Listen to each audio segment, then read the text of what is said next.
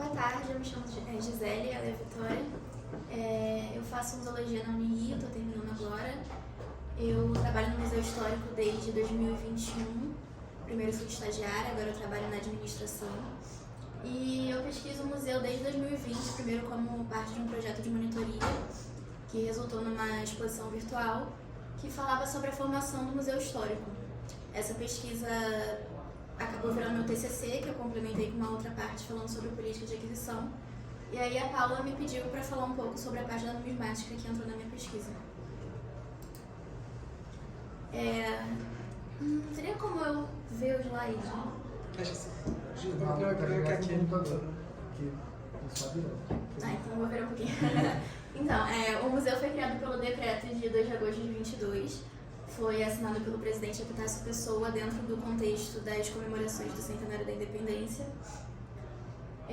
Foi aberto ao público no dia 12 de outubro, 3 meses depois dele ser criado. E na época ele era dividido em 2 sessões, a primeira sessão de arqueologia e arte e a segunda sessão que era de numismática, sigilografia e filatelia. Essa é uma imagem de uma das salas do museu quando ele abriu. Aí, quando o museu foi criado, o que aconteceu? A ideia do Gustavo Barroso era reunir os acervos de outros museus dentro daquele museu, reunir o que já existia para formar a coleção do museu. Então, dentro do decreto de criação do museu, foi definido que os museus, as instituições, a Casa da Moeda, Museu Militar, Museu Naval, deveriam transferir seus acervos históricos para o Museu Histórico. E aí, no caso, a Biblioteca Nacional transferiu a coleção da numismática e a Casa da Moeda também. Com a minha pesquisa, a gente chegou à conclusão, eu e meu orientador, chegamos à conclusão de que os critérios de seleção de acervo do museu nessa época eram basicamente recolher o que datava ali de 30 a 40 anos antes, tinha que ter pelo menos essa idade assim. Eram objetos que já existiam em outras instituições, a maioria, ou então reunidos em casas em instituições particulares. Eram direcionadas à preservação de peças especialmente relacionadas com a vida pública das elites e, sobretudo, com a preservação de peças militares, e os objetos tinham autonomia de falar por si mesmos, desde que considerados históricos. Essa é uma charge do Gustavo Barroso recolhendo o acervo para o museu. E aí, mas o que era o objeto histórico barrosiano? Para Gustavo Barroso, o objeto histórico era o objeto que estava relacionado a uma figura política da elite, uma figura que tivesse dinheiro. Eles eram definidos de acordo com a sua antiguidade, origem do possuidor, e os não históricos deveriam caber em museus distintos, dedicados à cultura popular, aos estudos folclóricos e à memória dos povos. E objetos documentados eram associados à personalidade. Por exemplo, no documento de aquisição, a descrição era muito precária. O que eles falavam era a poltrona que pertenceu ao Marechal Floriano. Não era uma poltrona com as características da poltrona. Ela só estava lá porque pertenceu a alguém. E a segunda sessão, a justificativa do Gustavo Barroso para recolher os objetos da numismática, era que as moedas, medalhas e sinetes são documentos de alta valia para os estudos de arqueologia e história. Por moedas e medalhas, um autor célebre já conseguiu fazer a história da origem e evolução do poder temporal dos papas. Quando o museu foi criado, a Biblioteca Nacional pertencia a uma coleção de 33 mil, em 1908, 33 mil peças no caso. Essa coleção teve origem nas coleções de moedas de José Bonifácio Pedro II. Ela pertenceu primeiro ao Museu Nacional e alguns doadores mais importantes foram José Alexandre Teixeira de Melo, Francisco Ferreira Soares e Ramiro Galvão, que era o diretor do Museu Nacional. Eles pretendiam se tornar o Gabinete Numismático Nacional, até que foi decretado que eles deveriam transferir tudo para o Museu Histórico. Então, transferiram literalmente tudo, inclusive mobiliários e funcionários foram juntos.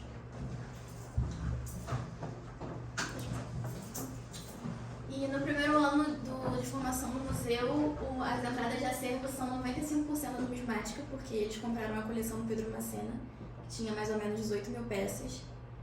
E a segunda sessão de arqueologia e arte só representava 5%. E ainda assim eles não tinham espaço para receber todos os acervos. Então, como eles só tinham 2 salas, a segunda sessão ocupava todas as salas e a primeira sessão ficou na Biblioteca Nacional até o museu receber o espaço completo ali do arsenal. Aí são algumas peças que entraram em 22, que eu e a Paula fizemos esse levantamento no passado. Esse é escrito como selo de ferro, a gente demorou 3 dias para descobrir o que era um selo de ferro, mas aí chegamos à conclusão de que é isso aí. Essa era uma moeda de ouro comemorativa do centenário, essa foi fácil, que era uma transferência do Arquivo Nacional. Esse foi um incidente antigo de marfim do Visconde do Uruguai, que eu particularmente acho a coisa mais linda do mundo. E essa é uma medalha que eles escrevem como Humboldt Day e Bon Plan, que a gente também não fazia ideia que era Humboldt Day. Mas aí a gente encontrou Humboldt e pensou, pô, deve ser isso. E esse é o livro de registro de entrada de acervo de 22. E aí eu selecionei algumas atividades que eu realizei no museu, tanto como estagiária quanto trabalhando na administração. Quando eu era estagiária, a maior parte do meu tempo eu passei fazendo descrição de peças ou fotografando medalhas. E aí eu fotografei 3 medalheiros de medalhas de ouro e medalhas de Portugal. Demorei uns 5 meses nisso aí. Esse aí foi o meu primeiro dia no estágio presencial, que foi quando eu fiz higienização. Também foi a única vez que eu fiz. Desculpa. Oi? A gente pode interromper, acho que tempo atrasado. Se você pudesse falar um pouquinho sobre higienização. Higienização? Então. Como é que você faz uma coisa? Como é que... Não, então, a gente costumava passar um pincelzinho, uma trincha. Sim. E depois passar um... Qual é o nome? Um pouquinho de algodão com acetona. Algodão com acetona bem levinho.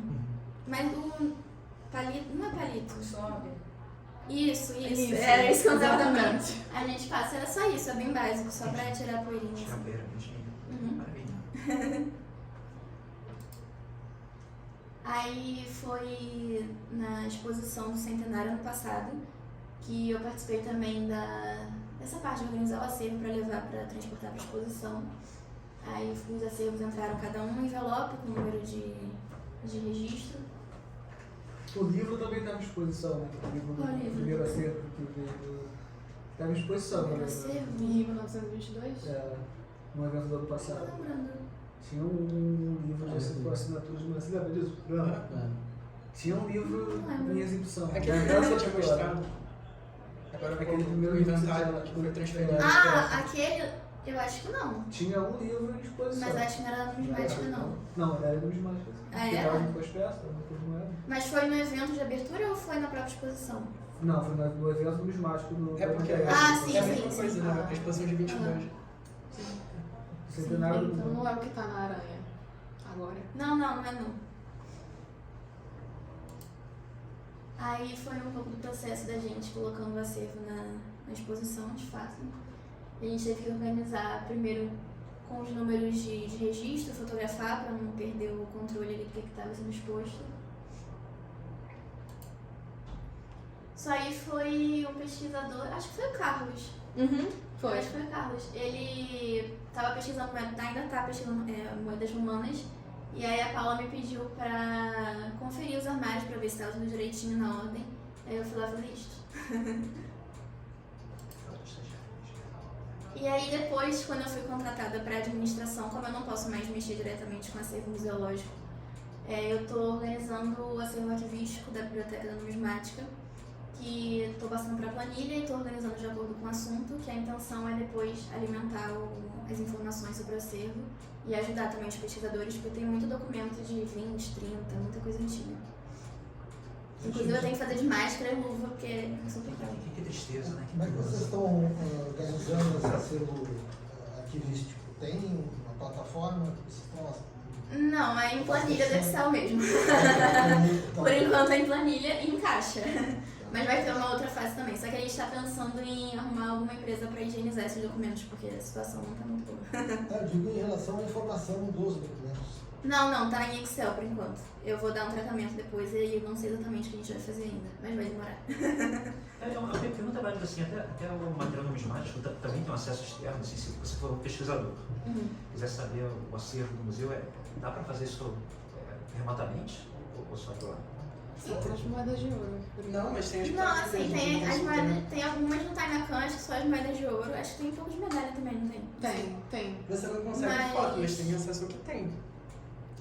É, você tem que Depende. enviar um e-mail, aí... Tem que falar com a Paula. É. Ela pode até te enviar a informação por e-mail, mas não disponível.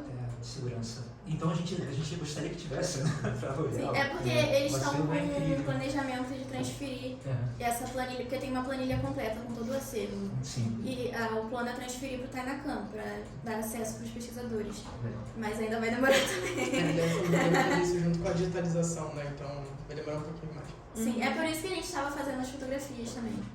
E essa documentação ela é digitalizada? Não, ainda não. Essa aí. Digitalizado em que sentido? Ah, não, Escaneado não. com- É porque você falou que o Não, estado só da existe documentação física. está. Sim. Então, de repente, Sim, a gente uma precisa solução digitalizar. seria a digitalização. Mas é porque é um volume imenso de documentos, vocês não fazem noção da quantidade de coisa. É, porque como só tem aquela foto ali, Não, tudo eu- bonitinho, uma foto Ela bonitinha. arrumou todas essas caixas na biblioteca uns 2 meses atrás. Ela fez 5 viagens com esse carrinho. Tem esse carrinho, então, imagina, foram essa quantidade mais ou menos, só que eu tive que ir e voltar 5 vezes. Sim. Com várias caixas. Lotadas, abarrotadas de documentos. Essa documentação ela diz respeito à instituição ou aos acervos? De respeito a tudo, de respeito ao acervo, à entrada de acervo, aos processos de movimentação do acervo dentro do museu, coisa do setor da numismática também. Tem material do curso de museus de sei lá quantos anos atrás, tem muita Sim. coisa. Tem 100 muito anos de material. museu de Eu queria. De repente pode ter algum tema de assunto, de relação com a numismática, né? Até alguma coisa histórica que de repente vai se perder se você não tiver Sim. acesso a essa informação. Eu lembro que a antes gente de- encontrou um documento do Edgar Romero. Aham, vários. Não, tem vários, mas tinha um que era mais importante. Uhum. Era tipo uma pastinha. Tinha até uma pasta com ilustração das fitas das condecorações, explicando o que cada fita significava. Tinha muito material didático, Uhum. assim. Acho que talvez 1/3 seja, de fato, em relação ao curso de museus. É muita coisa. Uhum. Eu queria só fazer um comentário para quem tem interesse, é que tem muita coisa que já está digitalizada pelo site do MHN, né? A gente tem um visualizador parecido com o da Biblioteca Nacional, que você consegue pesquisar, que tem reconhecimento de texto, e lá tem os processos de aquisição de acervo. Tem muito material também do curso de museus, tem muita coisa, vale a pena pesquisar. Aí nós também direto no site do Sim. né? É o Doc Pro. É. E aí, no caso, eles têm isso, por enquanto, apenas com o arquivo histórico e o arquivo institucional. Sim. Aí o plano é justamente chegar na numismática também. Mas então, o que acontece? Eu fiz a minha pesquisa de entrada de acervo usando essa plataforma. Mas o problema é o seguinte, entrou muita coisa no museu em muito pouco tempo, então a documentação demorou horrores e simplesmente não está dizendo que entra em 22 na plataforma, mas entrou em 22 e esse documento não está digitalizado. Então é complicado. Eu lembro da palestra do ano passado, era muita coisa genérica, tipo 60 moedas de Sim, cobre. 500 moedas de cobre. Nossa, o que significa isso? A maioria, assim, por isso que a gente conseguiu identificar muito pouca coisa, era tipo mais de 18 mil peças, acho que 30 e pouco mil peças. E Eu foi. vou participar contigo uma ideia, que isso não é característica só lá do Museu Nacional. Lá no Rio Grande do Sul, em Porto Alegre, tem um museu que chama Júlio de Castilhos. O Júlio de Castilhos tem um acervo bem interessante numismático e ele também vem lá do início da Constituição Nova, que é o Estado do Rio Grande do Sul. E eu tive acesso a isso agora há pouco e é da mesma maneira, ou seja, é um número X de moedas de tal metal e não tem a descrição da peça. Né? E a Paula também falou que outra dificuldade é que o museu tinha o costume, por exemplo, uma pessoa chegava com uma peça valiosa e falava, eu quero aquela peça. O museu simplesmente trocava a peça. Então, pode ser que muita coisa que está ali naquele documento não esteja mais no museu. Chamada pergunta. Sim. Tinha muita pergunta.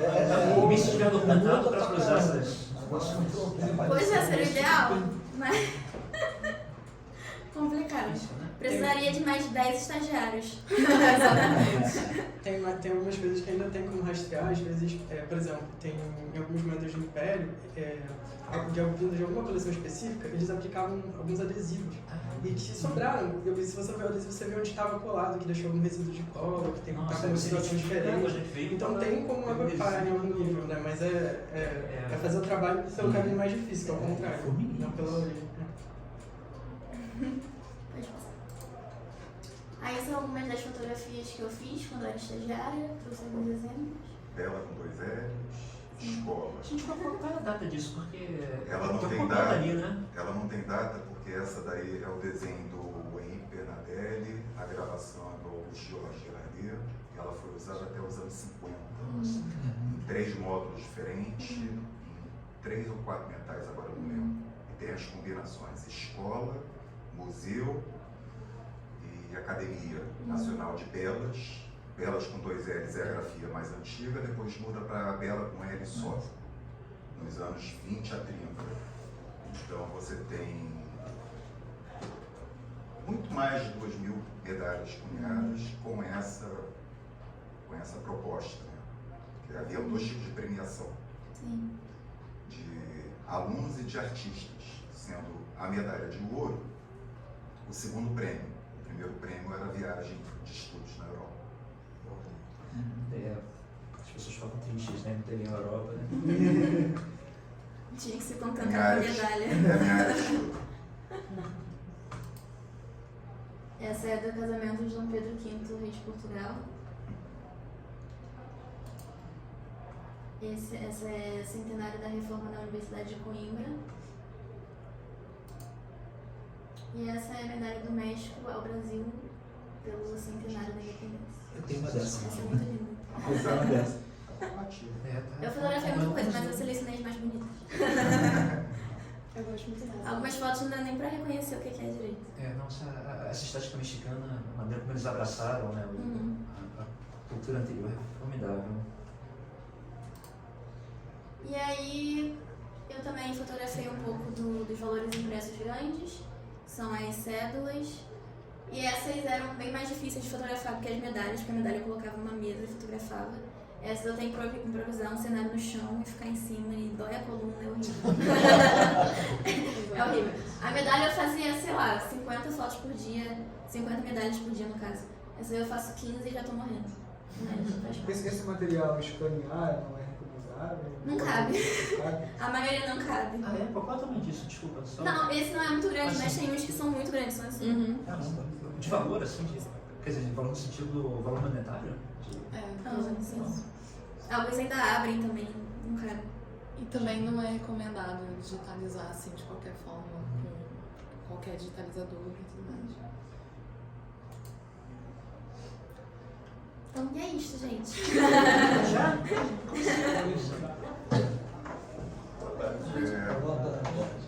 Posso começar? Pode. Em relação à digitalização, eu sou ativista e a gente tem um protocolo, né, enfim, né, para a guarda dessa documentação digital ter uma linguagem, diria, universal entre as instituições que trabalham com memória, com acervo digitalizado e numismático, arquivístico. Vocês estão observando esse tipo de coisa quando fazem esse trabalho de digitalização? Vocês estão usando esse parâmetro ou vocês criaram um parâmetro à parte? Enfim, como é que está acontecendo isso? Não, então, a gente não faz digitalização. No caso, a gente não faz ainda. Exatamente. Essa é a questão. Porque precisaria de um equipamento e não temos no momento. Esse material que está disponível no Tecnacan, por exemplo? Sim, mas aí é com um arquivo, eu não tenho informação. Pelo que eu saiba, eles contrataram a empresa, eles cobraram caríssimo e digitalizaram os documentos. Não foi do museu em si. Mas dentro do museu tem uma equipe que acompanha, óbvio. Sim. Tem uma comissão, algo assim? São as pessoas que estão dentro do núcleo de arquivo histórico e arquivo institucional. A gente fica isolada lá na casa do trem. Exatamente. Resumiu perfeitamente. Certo. Mas, assim, respondendo essa pergunta, existiu agora, esse ano, um trabalho, assim, pensando nesse sentido, de procurar empresas realmente responsabilizadas por esse tipo de acervo para poder pensar em algo futuramente nesse sentido. Só que é complicado, porque tem que buscar vários orçamentos e tem que ser empresa especializada nesse sentido. Mas é um dos planos agora do núcleo. Não, a Paula até chegou a pensar se a gente poderia fazer isso por conta própria, com aplicativos, mas ficaria muito difícil. É muito complicado. Teria que pagar Adobe, alguma coisa assim. E aí, cara, do mesmo jeito. Exatamente. Como é que é aquele softwares abertos? Estão atrás de alguma coisa que dê para... Alguma coisa que funciona. A gente tem uma experiência com a Universidade Federal do Rio Grande do Sul. Lá a gente fez um contrato de cooperação técnica, justamente onde tem um laboratório dentro da universidade que trabalha esse tipo de reconhecimento e está funcionando, aliás, muito bem. Essa é uma parceria, talvez, com a nível federal, vocês consigam buscar, ou se quiserem um aporte lá da gente, poder auxiliar vocês, tá? A Paula devia estar aqui. vontade. Cadê ela?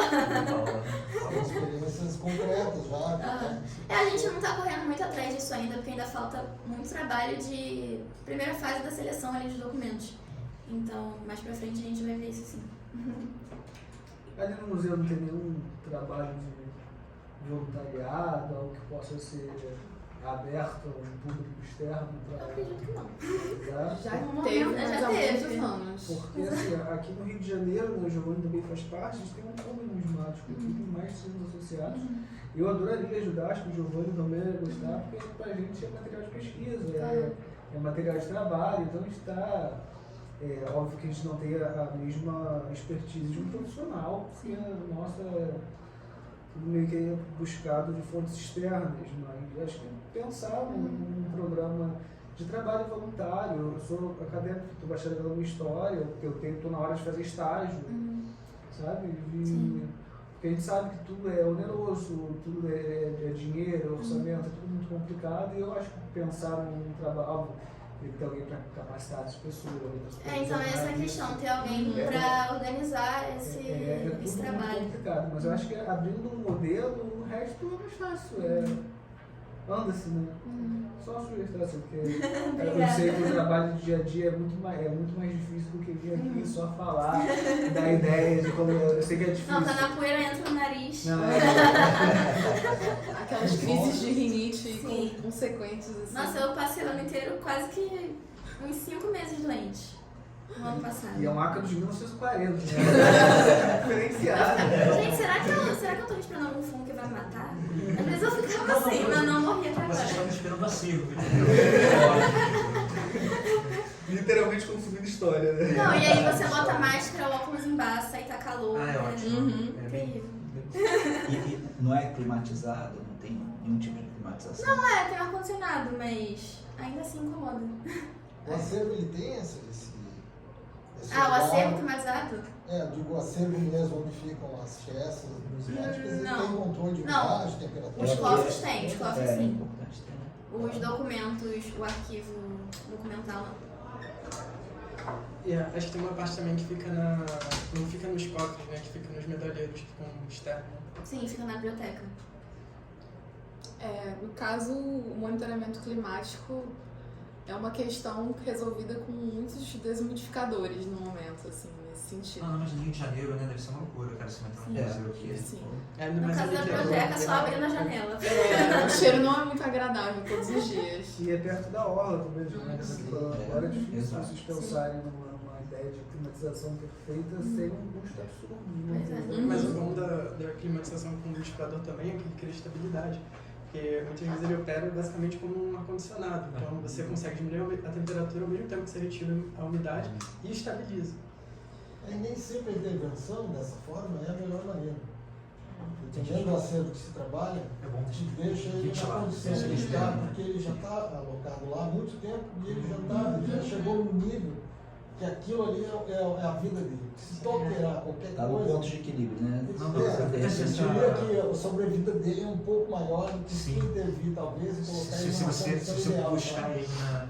Não, vai até você ser uma paila de fora. Às vezes você abre o envelope aqui em 2 Tem que semanas. pensar toda essa coisa, né? Por isso que Vai eles ser fazem a mesma aquela coisa, adaptação, né? né? A climatização dele. Ele chega, tu deixa ele pousar, né? E aí depois tu vai passar o tempo depois ele tem todo um processo que é ideal, mas não que a gente faça isso, porque nem toda instituição tem isso. Mas isso é um protocolo que seria interessante que se adotasse. Entendi. Não é tão simples assim. É simples, porém Sim. tem que estar lá no beabá, né? Devidamente pensado. Eu acho que a maior, Assim que a gente tem que fazer, o né? maior problema de tudo isso é que o Homem-Aranha tem uma série de mais que 50 mil peças, né? Então você pensar numa climatização estabilizada para 10 peças já é difícil, se forem de metais diferentes, de matérias diferentes, mas imagina 150 mil Pois é. para baixo, porque tem mais do que 150. Tem mais. Demais. Então, É que e daí a precisa importância do zero, né? de se catalogar tudo, de se entender melhor o que você tem de peça, qual a importância até histórica dessas peças, que infelizmente na hora dessa talvez você tenha que priorizar, né? Mas pelo menos para que não se perca algo de muito valor histórico. Posso fazer só uma pergunta bem polêmica? Não, sério, a gente acompanhou um roubo no Museu Britânico agora, né? É uma coisa que você se identifica, como já ocorreu no... Ela fez uma casa de que Interno, roubo? Interno Não aconteceu na nossa época. Foi há muitos anos Muitos e anos. foi uma invasão, assim. Nossa, que horror. É, Teve uma barra de ouro que foi pra na Tijuca. exatamente, foi Acharam? enterrada. Acharam, Acharam. A gente descobriu isso, inclusive, por conta da documentação que tá lá Foi. na numismática. Sim, Tem história. vários manchetes de É, eles jornal. fizeram recorte de jornal, botaram lá. Assim, Na tem um década de- dossiê. Na década de 30, não sei se foi 37 exatamente, né? Durante um período bem específico, entraram no museu e subtraíram uma grande quantidade de moedas e barras de ouro. A moeda E tudo desapareceu. Pois é. E inclusive tem toda uma polêmica porque, se não me engano, o Barroso estava envolvido com o movimento integralista nessa época e estava totalmente focado no movimento e meio que deixou isso de lado, sabe? Não deu a devida atenção assim, a isso, então tem toda uma série de polêmicas. Entendi. Não precisa nem desenhar, né? A nível de fofoca, eu já ouvi outras histórias, mas era só a nível de fofoca, que é relativas à atuação do Solano de Barros, né? Falam que eles pegavam algumas moedas e substituía por outras em pior estado, alguma coisa assim. Eu não tenho que dizer a atuação dele no Museu Histórico Nacional, nunca vi nenhuma prova. Mas a atuação dele enquanto numismata, ele tem muitas coisas duvidosas. Do gabinete numismático dele surgiram muitas falsificações que você consegue dizer que claramente vieram só dele, que sim. estão associadas à pessoa dele. Então já coloca um pouco em dúvida do caráter dele. Paula, ele fez uma sugestão pra gente, pro Paula. Assim, com todas as dificuldades que a gente sabe, barreiras burocráticas, financeiras, mas nesse trabalho de digitalização, de organização de documentos, de arquivos, tentar criar um movimento voluntário para as pessoas que são aqui do Rio de Janeiro, que são colecionadores, que eu tenho certeza que poderiam querer ajudar. Eu ajudaria, o Giovanni ajudaria. A gente aqui no Clube Numismático do Estado do Rio de Janeiro, a gente tem mais de 300 associados. Eu gostaria. Então, a gente, óbvio, e aí novamente falando das limitações, dos problemas, teria que ter um supervisor, teria que ter um capacitador, porque por mais que eu posso falar, eu trabalho com isso a vida toda, mas eu não tenho uma formação museológica nenhuma que me qualifique para trabalhar nesse tipo de acervo. A digitalização que a gente está falando dos documentos, Isso. documentos que você faz. tá? Eu mostrei. Sim, sim. É algo que a gente pode conversar, fazer um projeto. O Giovanni, por exemplo, já contribui, o Alexandre, não sei se ele está aqui, acho que não. Não, Alexandre saiu. Também contribui vários colecionadores e estudiosos da área, contribuem geralmente com fotografia do acervo em si. A questão da digitalização da documentação é algo que a gente faz há algum tempo, né? De maneira bem... primeiro a gente está identificando tudo, para depois fazer a parte maciça da documentação, mas documentação de entrada de acervo, processos de entrada, cartas dos diretores para colecionadores ou interessados, né, no acervo, não só de numismática, como no acervo geral. A gente já tem digitalizado, a gente tem um banco de... Não sei se vocês falaram isso, a gente cheguei atrasada, desculpa. A gente tem um banco de dados que se chama... Não, imagina, a gente tem um banco de dados chamado Doc, que é uma empresa privada que fornece esse serviço pra gente, DocPro. Vocês podem procurar no Google, DocPro MHN. Vocês vão ver que a gente tem ali documentos desde a fundação ou de antes da fundação do museu até mais ou menos a década de 80, 90 documentos institucionais. Então é bem interessante para quem pesquisa, inclusive para quem gosta de numismática. A gente tem muito acervo lá já digitalizado, né? Acervo documental. E a gente também tem publicações, vai atualizando lá. Essa documentação é específica do núcleo de numismática da área técnica, então uma documentação, lista de acervo, conferência, inventários, fichas catalográficas antigas. É uma documentação mais técnica. É interessante também ter a parceria de quem quiser contribuir, mas tem que, a gente é um museu vinculado ao IBRAM, Instituto Brasileiro de Museus, e o IBRAM ele tem uma normativa para o voluntariado. O Giovanni, por exemplo, conhece. A gente tem que fazer um projeto, guarda-chuva, a pessoa ela tem que se inscrever, tem uma série de regras para contribuir. A gente gostaria de ter mais pessoas contribuindo, mais voluntários, mas infelizmente tem uma série de regras que a gente tem que cumprir. Não pode chegar só com um multirão lá. Infelizmente não pode.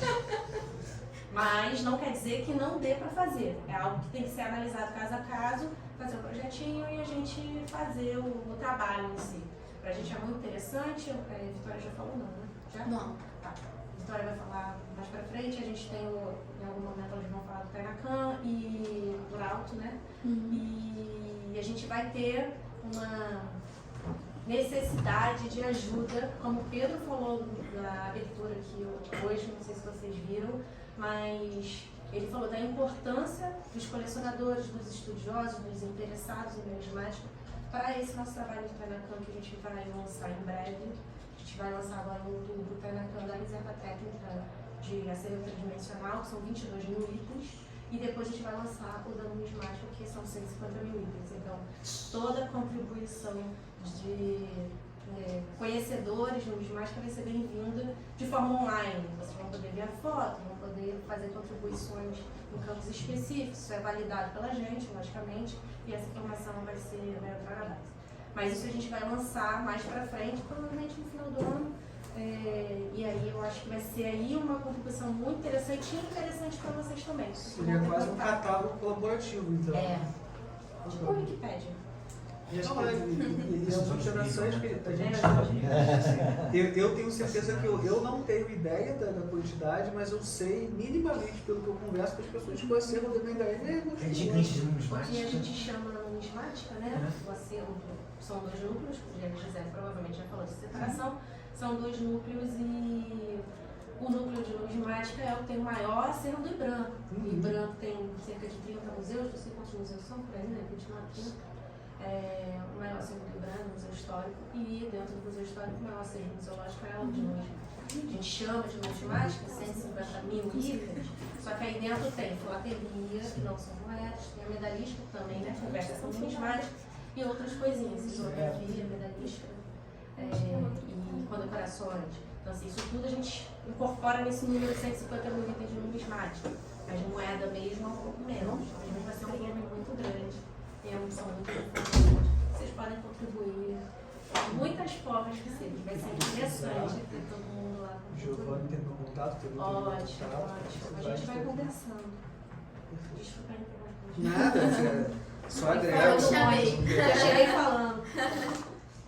Teve alguma pergunta que eu falei, a Paula tinha que estar aqui. Não foi. Eu peguei um trânsito absurdo, porque eu não contava que a Fernanda, a presidenta do IBRAM, fosse ao museu hoje. Ela foi na hora que eu tava saindo, aí eu tive que ficar lá. E peguei um trânsito pra chegar aqui embaixo do elevador, é uma coisa de louco. Sim. A gente ficou 10 minutos. Perder tudo, que eu tô me levando na fila do elevador. Inclusive, foi esse o motivo do nosso atraso. A gente atrasou tipo 5 minutos, que a gente ficou lá 10 tentando subir.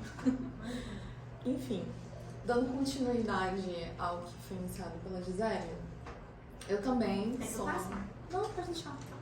Eu também sou aluna de museologia da mesma universidade, Universidade Federal do Estado do Rio de Janeiro, a Unirio, aqui perto, na UCA.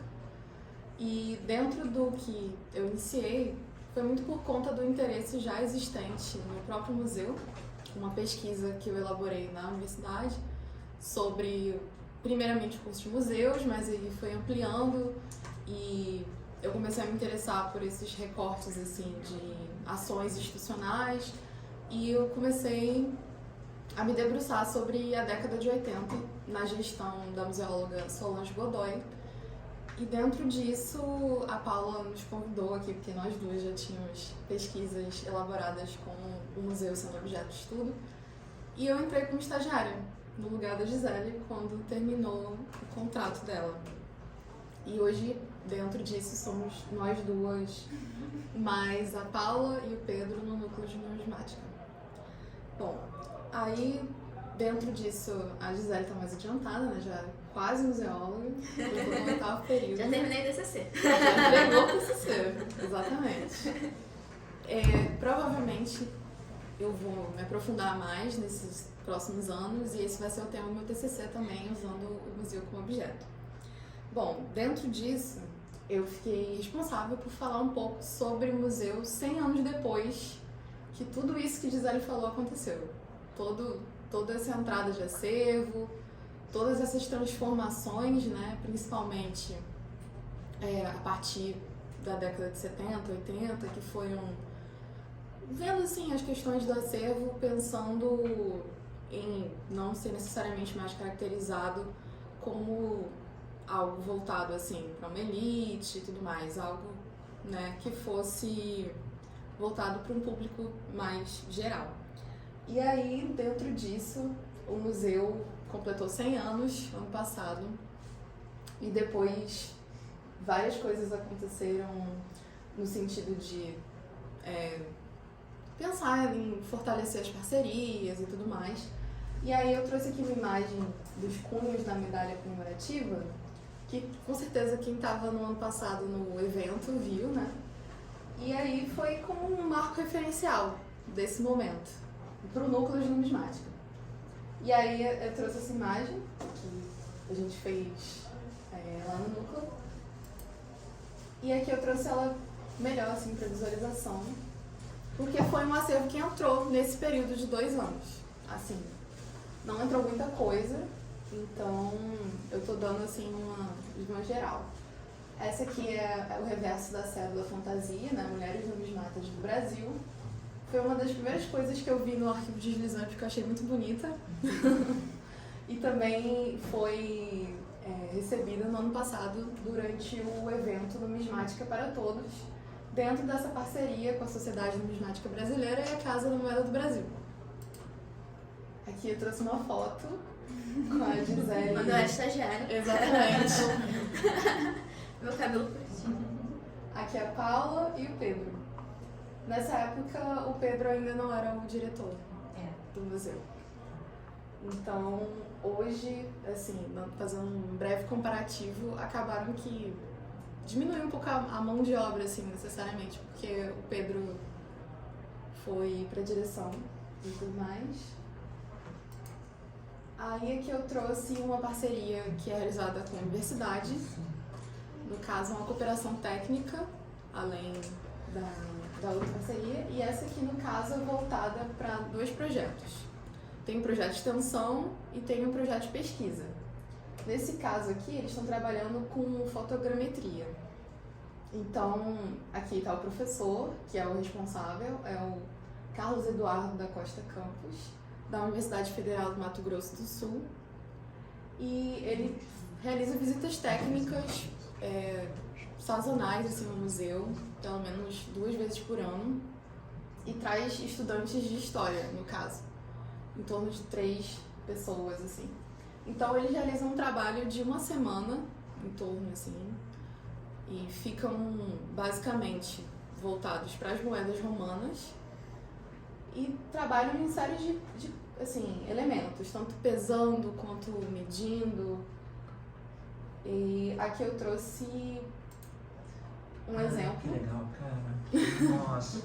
Dá pra botar aqui não, né? Não, aqui não. Nossa, tão Ela não legal. roda. Ela é maravilhosa. Teria que ter um programa, assim. Onde é que a gente vê isso? Ainda não está disponível. Não tá disponível.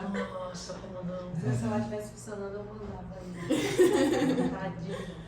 É um processo que está em andamento. Aí, no caso, se vocês já conhecem o trabalho, né, sobre esse projeto, é como se ela ficasse em 3D mesmo e você consegue ver todos os ângulos. Não é RTI? É RTI. É um tipo de RTI. Tá.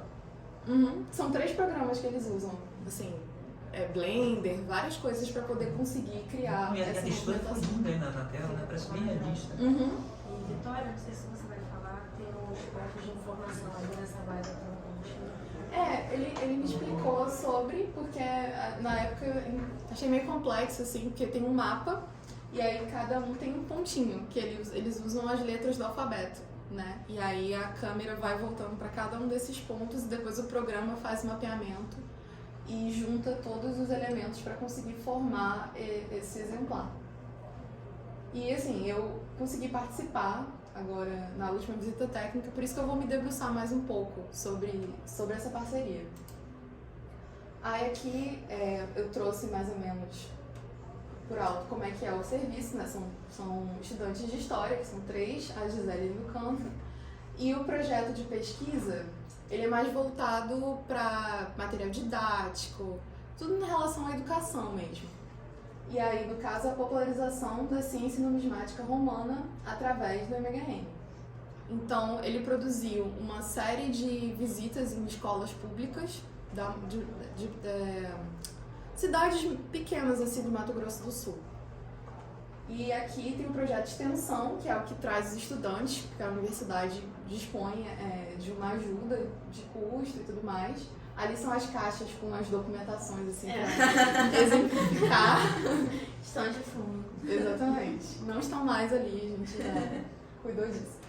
E o projeto de extensão, que é o programa de popularização da ciência arqueológica por meio da base de dados e ações de educação patrimonial. Então, ele trouxe, assim, vários elementos que eu me encantei muito, assim, no sentido de educação museal e tudo mais, que você vê uma paixão existente mesmo. E é importante, né, ver que as universidades também têm o interesse de manter essas parcerias com os museus. Não é algo que seja problemático, assim, é como se fosse um ganho de ambas as partes. Aí que eu trouxe uns exemplos, assim, isso foi uma ação numa escola pública, lá no interior.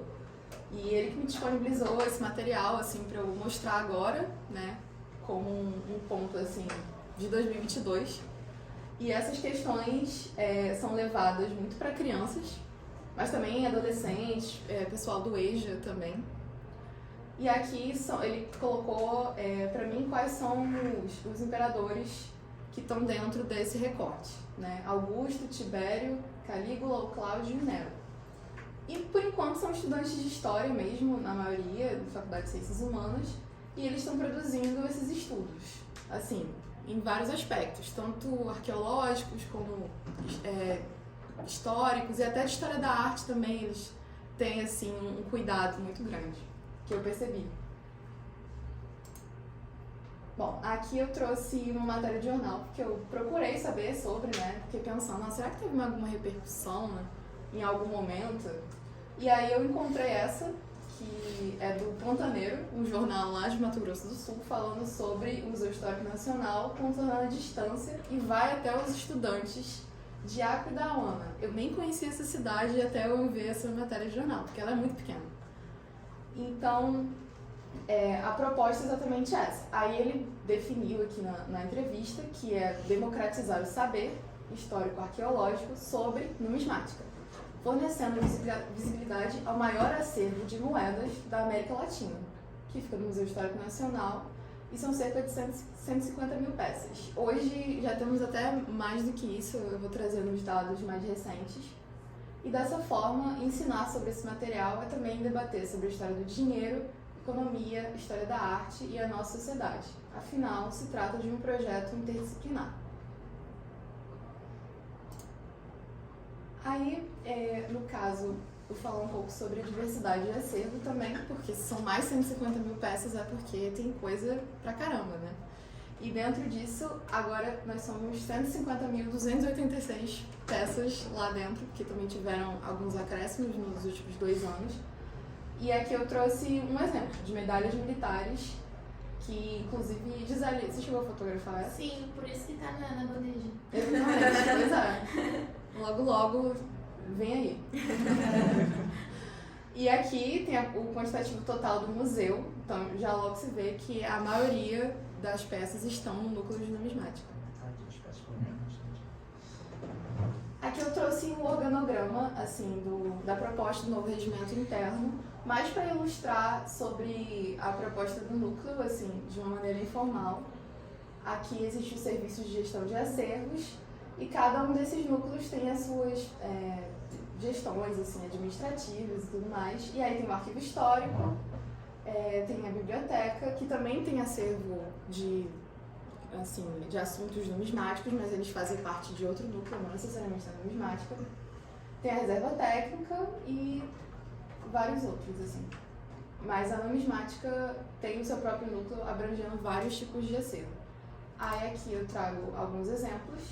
Tem as medalhas, que são mais famosas, assim, medalhas em moedas, mas também tem os cunhos, tanto de moeda quanto de medalha, os medidores também de tipos de balança, vários exemplos assim que eu posso dar, que até eu me surpreendi quando cheguei no museu, porque eu imaginava só a moeda e medalha. Uma dúvida.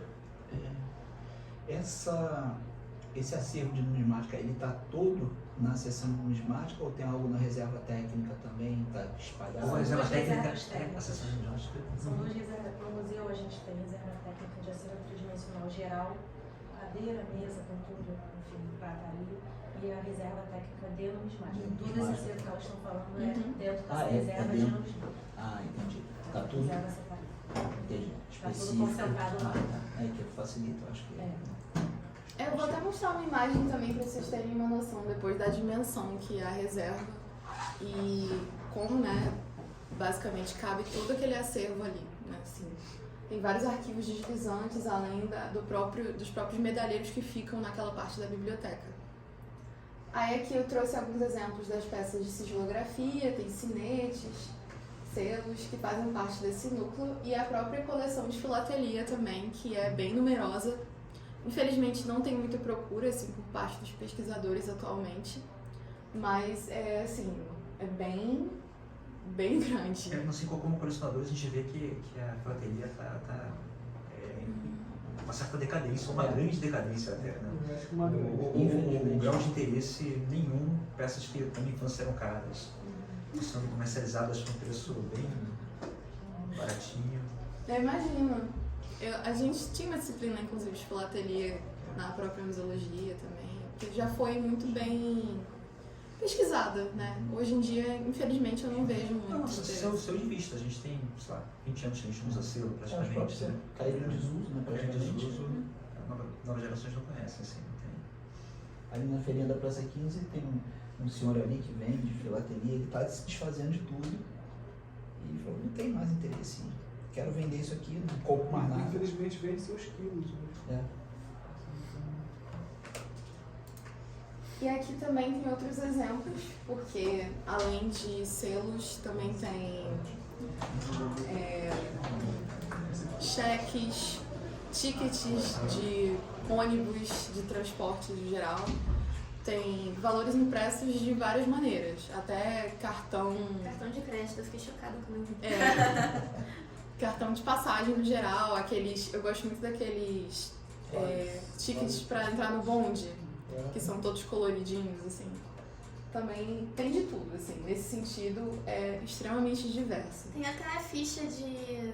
Era de quê? De ônibus? Era de Não, não era de ônibus. De ônibus, das coloridinhas?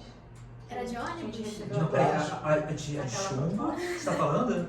É de chumbo ou é de coloridinha? Não, a coloridinha. Não é de Não, poker, não. Ah, não, é de poker. Não, Ah. é que a gente ficou tentando adivinhar o que era, mas Lógico, era... não é surpresa, entendeu? Mas eu criando o que você acha interessante. Elas estão falando que a gente pediu uma proposta de doação. Caixas. E aí, isso eu tinha guardado. Esse processo de entender, né, como é que usavam. E aí a gente ficou olhando, é ficha de poker. Não era. Assim, você pagava, recebia a fichinha e você deveria deixar a fichinha na saída do ônibus. Só que era um negócio era tão legal que a molecada ficava com a fichinha. Ninguém Era uma conferência, né? Era uma conferência que ninguém, sabe? Eu confesso que eu ficaria também, eram todos coloridos, assim. Colecionar uma de cada cor. Buraquinho sem piada. São muito bonitinhas. Eu nunca tinha visto que tinha paixão desse. E a gente, de vez em quando, recebe essas propostas, né? Esse ano teve e nós ficamos nesse processo de inventariamento, né? Para poder analisar e comparar, assim, o que pode ser interessante que não tem no acervo, o que tem no acervo, para entender melhor. Assim, filatelia acabou que, assim, o acervo é enorme e a gente descobriu que as próprias moedas também, a maioria já tinha no museu. Então, hoje em dia, nesse aspecto, é difícil, né? Essa relação da comissão de acervo, você fazer análise disso quando chega. Sim. O museu não pode se desfazer do que ele ganha. Quer dizer, ele não pode criar renda para... Se vocês quiserem, eu explico, mas explico vocês. Não, a gente precisa devolver pra fonte, né? Devolver para a fonte. Entendi. Sim, é uma análise que vai passar por uma comissão que existe no museu, com servidores da divisão técnica. Ah, ok. E, assim, não necessariamente nós somos obrigados também lá. Ah, esse E a do que política, bate, né? Exatamente. A política de aquisição. Isso. Esse trabalho que elas falaram que elas fizeram, esse arrulamento das peças que chegaram como proposta de doação, é a primeira etapa para a gente saber o que chegou de proposta para levar para a comissão. Então, a gente analisa antes de chegar na comissão se a gente tem, se não tem um acervo, se ele está em bom estado de conservação, se não E está. quando fica em posse do museu? Aí depende da Depende comissão, da a peça. avaliação da comissão, peça por peça. Entendi. E aí no final existe uma política, né? A gente se baseia nessa política, a Gisele deve ter falado isso. E no final o proponente dessa doação, ele recebe de volta o que a gente não ficou. E aí assim, no termo, enfim, tudo documentado para Então vocês podem selecionar a gente selecionar o que a partes gente, que vocês de que não acordo com a tem. política. É uma lacuna que a gente tem, Legal. esse tema é um tema que a gente quer valorizar Entendi. agora, é um tema que A é política interna do importante. museu, não é? Tá. É uma política que o museu vai renovando de Aham, tempo em aham, tempo. aham. Todos os museus, né, praticamente têm. Só que aí chegando na comissão, o estagiário tem que contar moeda por moeda. Essa parte é sofrida. Eu adoraria, gente. Mas gosta. Não, pô, foi contratado. Vou ficar no computador, fechando a tela, por favor. Né? Não, isso aí. Eu prefiro botar moedinha, né? Exatamente. Então, falando da Disney, pra gente. E assim, devagar, assim. Eu vou contar bem devagarzinho, né? Porque fica assim. Que linda, né? Mas, eu curti isso. Não, mas foi divertido. Foi uma coisa diferente. Para um começo foi ótimo. A gente viu de vários países, como também do próprio Brasil, tinha uma coleção própria. Né?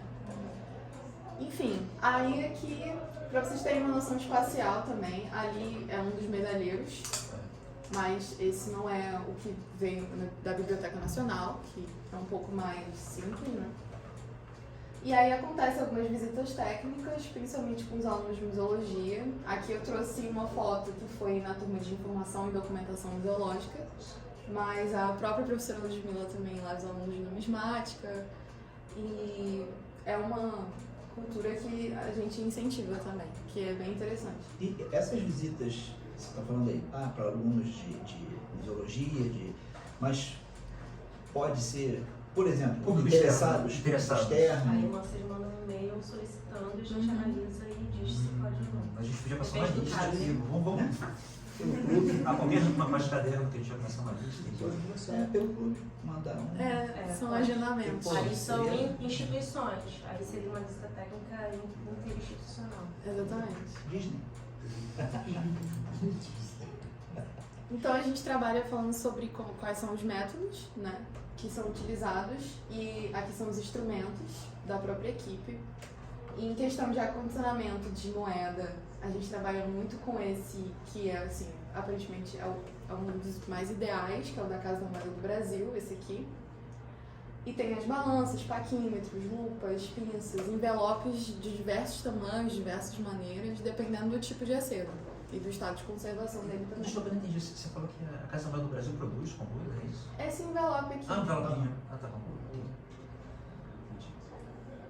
E aqui tem uma noção assim mais espacial, que aqui ficam arquivos deslizantes, assim, variados. Mas os medalheiros ficam em outros espaços, né? Mais reservados. Aqui é o da Biblioteca Nacional. Já é mais... É vintage. Que coisa, né? A gente precisa, assim. E aqui vocês podem ver que tem uma lógica documental que foi mantida, né, desde o início do museu, para facilitar o processo de documentação também. É organizado em ordem cronológica e geográfica. Então, inclusive tem aqui, eu lembro que tinha uma ordem assim alfabética também, e aí para facilitar na hora de você localizar uma moeda, acabou sendo mais tranquilo deixar dessa forma ao invés de, assim, refazer todo o processo em relação a todo o acervo. Então, as que são mais recentes são trabalhadas de outra forma. Essas são mais antigas. Aí aqui eu trouxe um exemplo de um álbum de valores impressos, também para demonstrar que tem cédula, mas também tem cheque, mas também tem passagem de avião, tem cartão da Rio Card, tem muitas coisas. E aqui, no caso, a gente trabalha com álbuns, para os valores impressos, nas cédulas, né? E foi um processo que eu consegui também realizar no que a gente chama de acondicionamento. Aí, uma das partes que, assim, das atividades do setor que eu mais gosto, que é a fotografia museológica, a gente realizou, tanto eu e a Gisele foi com as medalhas, e agora eu tô com as moedas, e nesse acervo específico que a gente integrou a numismática, foram essas moedas de ouro. Então, existe uma certa dificuldade por conta do reflexo e tudo mais, então eu tentei selecionar as que ficaram assim melhores para visualização. Então, essas aqui são de R$6.400 e essas aqui são inglesas. No caso, é a mesma moeda, é uma versa e versa. E agora a gente pode falar sobre o monitoramento climático, no caso eu auxilio nesse sentido, a Gisele também, mas é voltado para desmitificador, aquilo que a gente já tinha falado, né? E o inventariamento, que é nesse caso das propostas de novos acervos, que aí também tem esse processo de você identificar, ver a data, e aí comparar a data com o que já existe no acervo e tudo mais, pensando no que pode ser interessante para a instituição ou não. E a descrição catalográfica, que é uma questão, assim, que tem uma certa dificuldade pelo número imenso de acervo e por essa grande quantidade não está documentada nesse sentido de descrição, em maioria. Algumas peças, assim, mais antigas sim, porque o quadro de servidores era muito maior, tinha muitos museólogos antes também. Depois que também vieram os funcionários da Biblioteca Nacional, depois vieram os formandos do curso de museus trabalhar lá. E as pessoas se formavam e se elas tinham essa especialização com a numismática, às vezes acabavam trabalhando no próprio núcleo do Museu Histórico Nacional. Bom, aqui eu deixei os e-mails, caso vocês tenham interesse de entrar em contato, seja para agendar com a numismática uma visita técnica, seja para tirar alguma dúvida comigo ou a Gisele. E eu agradeço muito a oportunidade de nós podermos falar um pouco sobre o nosso trabalho, a confiança e essa responsabilidade muito grande, confiada pela Paula. Então, é isso, agradeço o convite. Muito obrigada.